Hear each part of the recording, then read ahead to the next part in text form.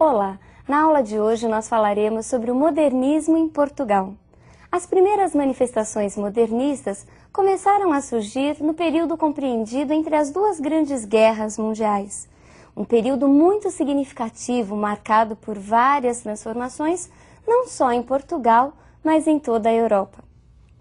E para começarmos, vejamos o marco inicial do modernismo em Portugal. Didaticamente, o modernismo português tem início em 1915, com o lançamento do primeiro número da revista Orfeu, revista que, inspirada nos movimentos da vanguarda europeia, desejava romper com o convencionalismo, com as idealizações e chocar a sociedade da época. Vários artistas participaram do lançamento desse primeiro número. Entre eles destacam-se Fernando Pessoa, Mário de Sá Carneiro e Almada Negreiros. Anos depois, por volta de 1927, surge uma nova revista, a revista Presença, que dá continuidade às inovações modernistas em Portugal. Vejamos agora quem é o grande representante dessa primeira geração, da geração de Orfeu. Fernando Pessoa. Fernando Pessoa é o marco do modernismo português. Mas por que será que nós temos a imagem do autor no centro e essas três sombras ao redor? Estas sombras representam o fenômeno da heteronímia. Fernando Pessoa construiu heterônimos. E o que eram heterônimos? Fernando Pessoa criou novas pessoas, novos poetas, com características peculiares. E o heterônimo é diferente de pseudônimo. Pseudônimo é muito mais simples, é apenas a utilização de um outro nome, mas pelo mesmo poeta. Já heterônimo é uma outra pessoa. Vejamos esquematicamente o que é esse fenômeno da construção dos heterônimos em Fernando Pessoa. A produção literária de Fernando Pessoa divide-se em dois grandes blocos. A produção do ortônimo, ou seja, Fernando Pessoa ele mesmo, e a sua produção a partir dos heterônimos, entre os quais se destacam Alberto Caeiro, Ricardo Reis e Álvaro de Campos. Existiram outros heterônimos ou semi-heterônimos, mas que aos poucos foram abandonados por Pessoa. Ele diz que desde a infância essa tendência em se multiplicar, em se desmembrar em vários outros, sempre o acompanhou. Vejamos agora o que o próprio Fernando Pessoa diz a esse respeito. Multipliquei-me para me sentir. Para me sentir, precisei sentir tudo. Transbordei-me, não fiz senão extravasar-me. Os heterônimos de Fernando Pessoa apresentavam biografia, características físicas, características de personalidade, data de nascimento, local de nascimento, eram realmente outras pessoas. Vejamos a imagem do seu primeiro grande heterônimo. Alberto Caeiro nasceu em 1889 e morreu tuberculoso em 1915. Era um homem simples do campo. Sua estatura era mediana, loiro, de olhos azuis, era órfão e estudou pouco, só apenas as primeiras séries. Os textos de Alberto Caeiro são marcados pela simplicidade. Ele era um poeta do campo. Seus temas, basicamente, se resumiam à vida simples do campo, ao contato com a natureza. Alberto Caeiro recusava qualquer interpretação filosófica da vida. Ele pensava com os sentidos. Vejamos as características de Alberto Caeiro num fragmento dos seus próprios textos. Sou um guardador de rebanhos, o rebanho é os meus pensamentos, e os meus pensamentos são todos sensações. Penso com os olhos e com os ouvidos, e com as mãos e os pés, e com o nariz e a boca. Pensar uma flor é vê-la e cheirá-la, e comer um fruto é saber-lhe o sentido.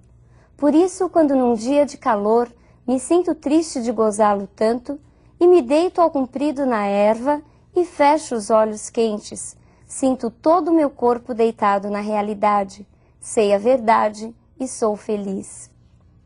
Vejamos agora a imagem do próximo heterônimo de Fernando Pessoa. Ricardo Reis nasceu em 1887 na cidade do Porto e era médico. Era baixo, forte, moreno, um monarquista de formação. Os textos de Ricardo Reis se caracterizam pela linguagem rebuscada, pela erudição. Ricardo Reis aproveitava ao máximo a mitologia greco-latina, os poetas clássicos do passado. Um tema muito frequente em seus textos é a filosofia horaciana do carpe diem, do aproveitar o momento. Ricardo Reis tinha consciência da brevidade da vida, o que muitas vezes dava um tom meio pessimista em seus textos. Vejamos um exemplo de um texto de Ricardo Reis. Vem sentar-te comigo, Lídia, à beira do rio.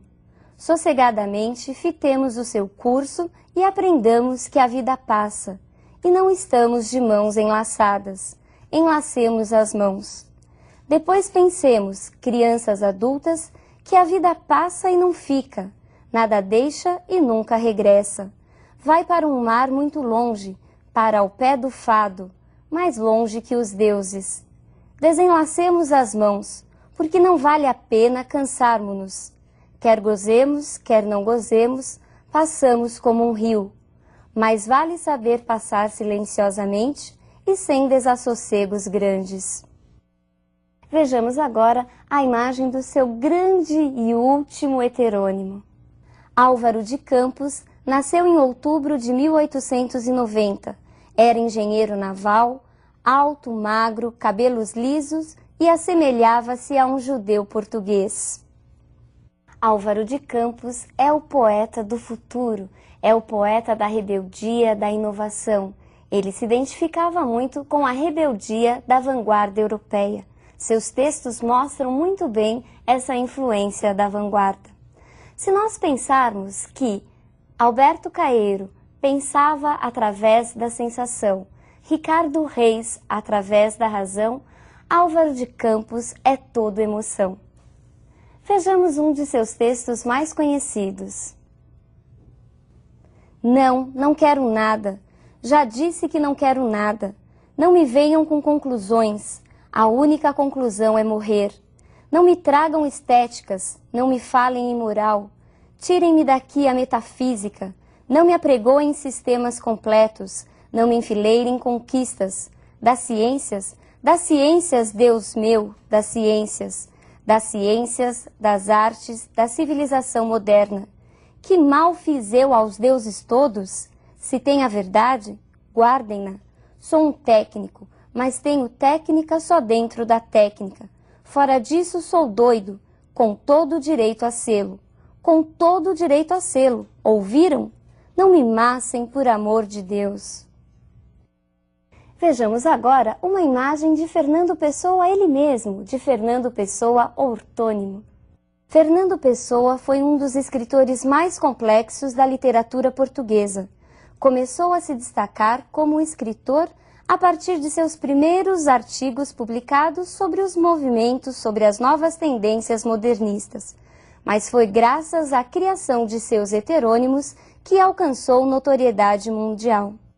A obra ortônima de Fernando Pessoa apresenta características bem diversas das características de seus heterônimos.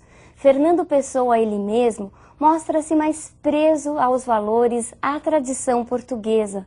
Em seus textos encontramos um forte sentimento nacionalista, tanto que em seu livro Mensagem ele faz uma espécie de narração dos grandes feitos dos heróis, dos reis portugueses, numa clara aproximação aos Lusíadas de Camões.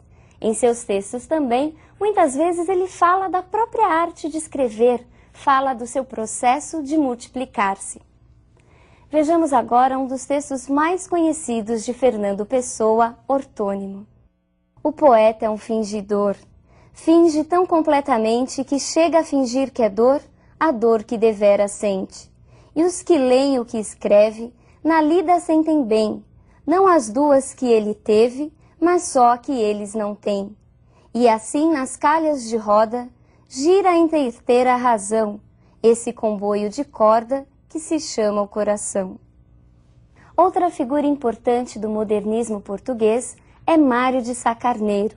Mário de Sá Carneiro, como vimos, também participou do grupo de escritores responsáveis pela publicação da primeira revista modernista em Portugal, da revista Orfeu. Ele era o responsável pela parte financeira da revista, tanto que após ao seu suicídio, isso em 1916, quando ele ainda tinha apenas 26 anos de idade, a revista deixou de circular. Seus textos são marcados por um pessimismo, por uma busca incessante. Mário de Sá Carneiro queria buscar a essência do seu próprio ser, descobrir o porquê da sua existência. Mas ele não encontrou a resposta. Vejamos um de seus textos mais conhecidos. Perdi-me dentro de mim, porque eu era labirinto, e hoje, quando me sinto, é com saudades de mim. Não sinto o espaço que encerro, nem as linhas que projeto. Se me olho a um espelho, erro, não me acho no que projeto. Regresso dentro de mim, mas nada me fala, nada. Tenho a alma amortalhada, sequinha dentro de mim. Eu tenho pena de mim, pobre menino ideal. Que me faltou, afinal? Um elo? Um rastro? Ai de mim! Perdi a morte e a vida, e louco não enlouqueço. A hora foge vivida, eu sigo-a, mas permaneço. Perceberam o tom negativo do texto de Mário de Sá Carneiro? Na aula de hoje, nós vimos então os principais representantes do modernismo em Portugal. Vimos o fenômeno da construção dos heterônimos de Fernando Pessoa. Lembre-se de que seus principais heterônimos são Alberto Caeiro, o poeta bucólico, Ricardo Reis, o filósofo, o pensador ligado à mitologia, e Álvaro de Campos, o poeta do futuro ligado à velocidade. E a outra grande figura é Mário de Sá Carneiro. Um grande abraço e até a nossa próxima aula.